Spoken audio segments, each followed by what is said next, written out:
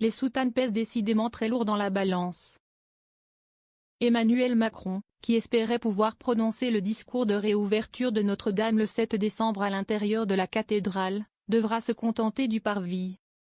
Le président le sait, l'événement sera scruté dans le monde entier et aura une résonance bien au-delà des seuls cercles croyants.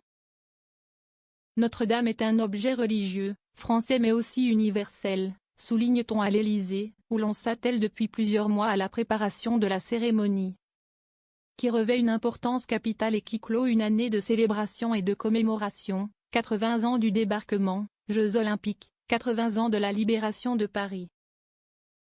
Les médias de la galaxie Bolloré et les porte-voix les plus conservateurs s'étaient offusqués de la perspective d'un discours prononcé à l'intérieur de la cathédrale.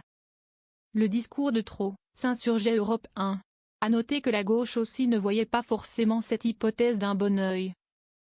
À l'image du député NFP Alexis Corbière qui y voyait une entorse au principe de laïcité.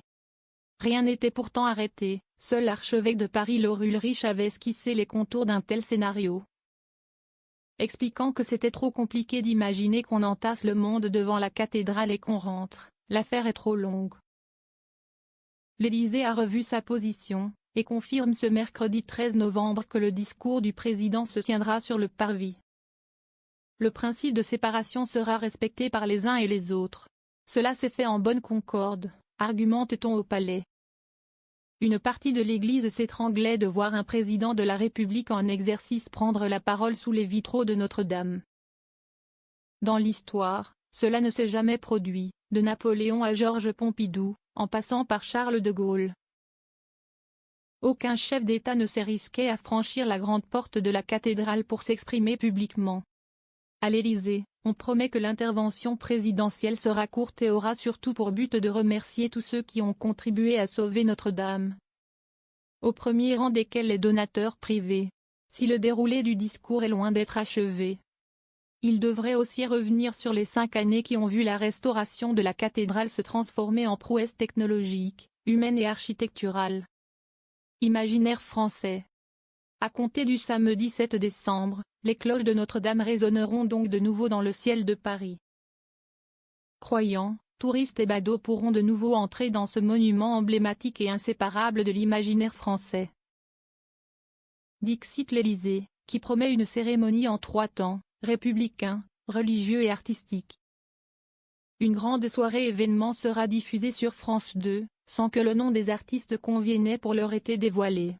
La cérémonie s'adressera à tous les Français, quelles que soient leurs opinions philosophiques ou leurs croyances religieuses, promet-on dans les couloirs du palais présidentiel. Le lendemain, dimanche 8 décembre, Emmanuel Macron assistera également à la messe qui sera donnée à Notre-Dame. La première depuis l'incendie du 15 avril 2019. Face à la potentielle polémique suscitée par la présence d'un président à un moment religieux, l'Élysée assure qu'il n'est pas interdit au président, à titre personnel ou officiel, d'assister à des offices religieux. Dans le cas précis, la règle est qu'il ne communie pas. Jamais. Quand bien même il serait catholique pratiquant. Avant ça, Emmanuel Macron se rendra le 29 novembre, dans la matinée, sur le site pour une 7e et dernière visite de chantier. À l'Élysée, on se réjouit déjà d'un moment qui restera, le président déambulera dans la cathédrale. Ce sera une image inédite, inconnue jusque-là de mémoire d'homme.